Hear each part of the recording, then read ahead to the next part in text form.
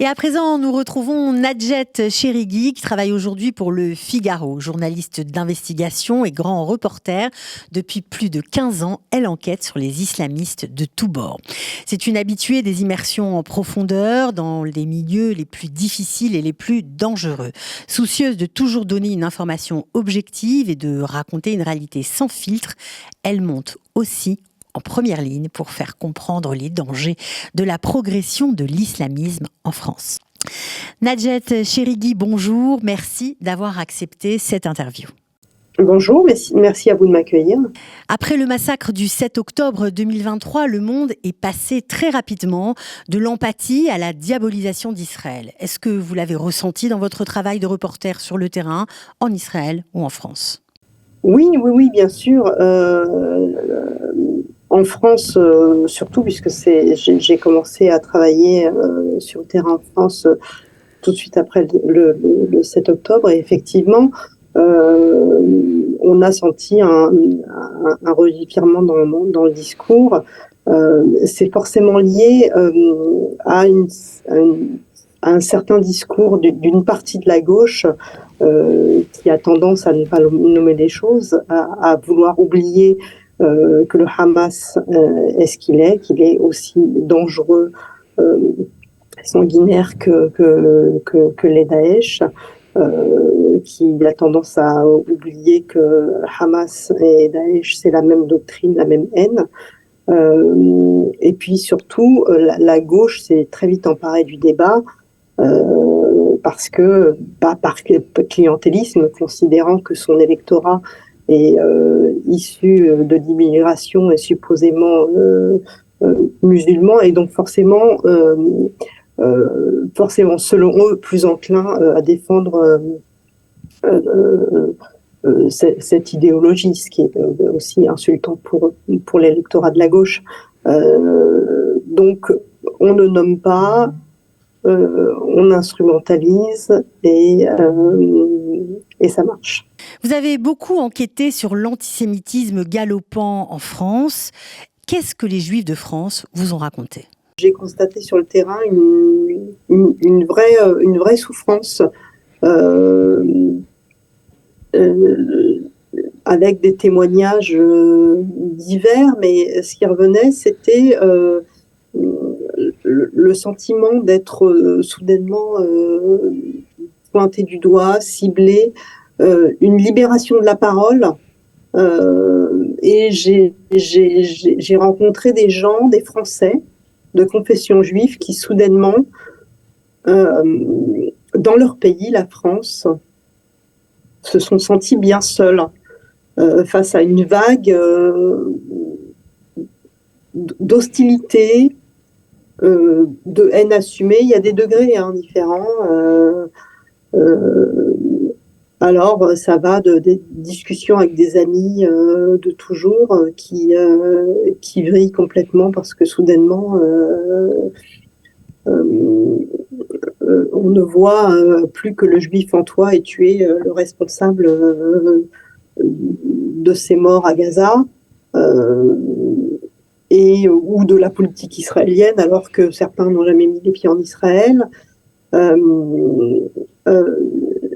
Une vraie crainte, une angoisse, de la déception, l'envie de partir pour certains, et puis l'envie de se battre pour d'autres qui ont rejoint des collectifs comme ce fameux collectif du 7 octobre qui va coller chaque soir les affiches des otages encore retenus à Gaza. Qu'est-ce qui vous a le plus marqué lors de votre dernier reportage en Israël ? Ce qui m'a marqué, c'est la mobilisation, la résilience des Israéliens. Un peu comme je l'ai vu en Ukraine.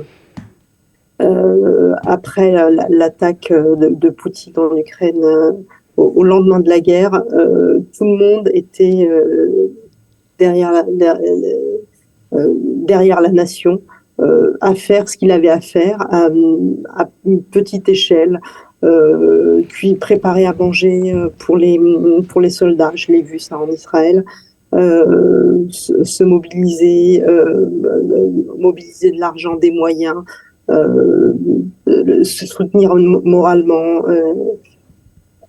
Chacun est à sa place, fait ce qu'il a à faire comme il peut le faire, et ça, c'est assez marquant. Je l'ai vu en Ukraine et en Israël. On le sait, il y a une recrudescence des actes antisémites depuis le 7 octobre dans le monde entier. En France, en Allemagne, en Autriche, au Royaume-Uni, les actes antisémites ont progressé là-bas de 689%. À Sydney, des manifestations pro-palestiniens ont crié « Gazez les Juifs ». Comment peut-on expliquer cette résurgence de la haine anti-juive ? La résurgence de la haine anti-juive, c'est difficile à expliquer.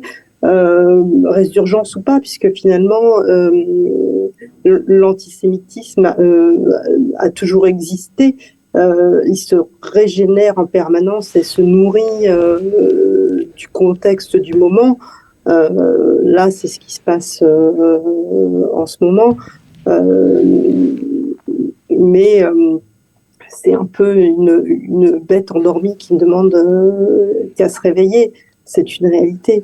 Cette tendance à relativiser effectivement ce qui s'est passé parce que les victimes sont juives.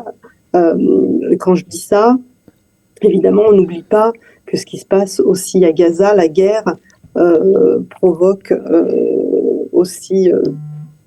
c'est un véritable carnage au sein de la population civile à Gaza, mais je ajouterais aussi que c'était précisément l'intention des responsables du Hamas, qui savaient très bien ce qu'ils faisaient.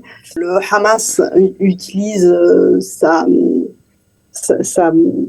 population comme un bouclier humain, mais aussi comme une forme de propagande. C'est une façon de faire oublier, et ça marche, ce qu'ils ont fait, qui ils sont, la nature de leurs actes, leur motivation,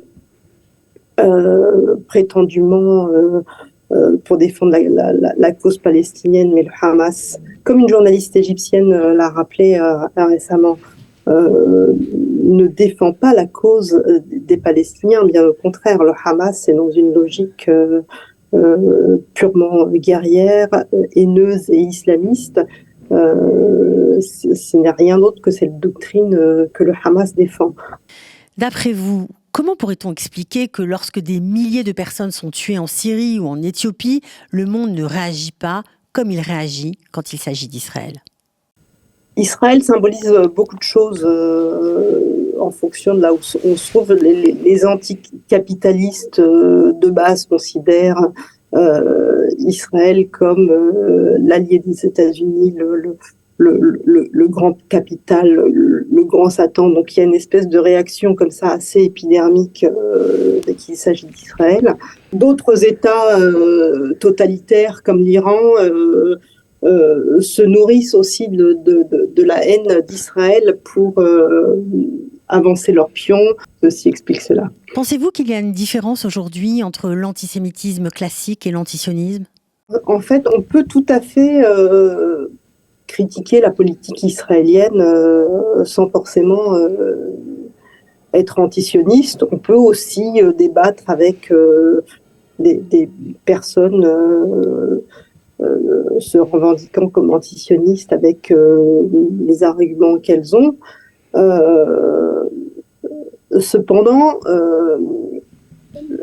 l'antisionisme revendiqué est souvent une manière d'avancer pour certains masqués, et l'antisionisme finalement c'est un peu le faux-nez de l'antisémitisme.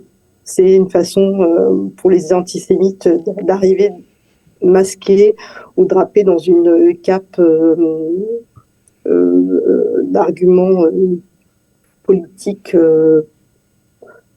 pseudo-sérieux, mais finalement avec un fond, un relent assez rance d'antisémitisme.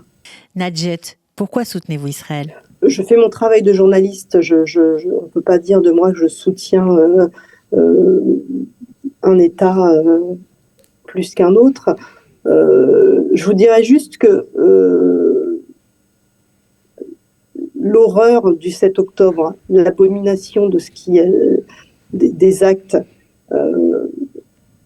ne peut, enfin, il n'y a pas de débat. On ne peut être, je suis journaliste, je suis une femme, je suis un être humain. On ne peut être qu'aux côtés de la population israélienne après cette horreur. On pense aussi, évidemment, à la suite de cette guerre et ce qui se passe en ce moment à Gaza, la population civile en souffrance et les morts par milliers. Mais il faut être clair. Israël est un État légitime, une démocratie capable aussi de reconnaître ses erreurs. En face, on ne peut pas dire, on va pas en dire la même chose. Merci Nadjet Cherigui. Merci à vous, au revoir.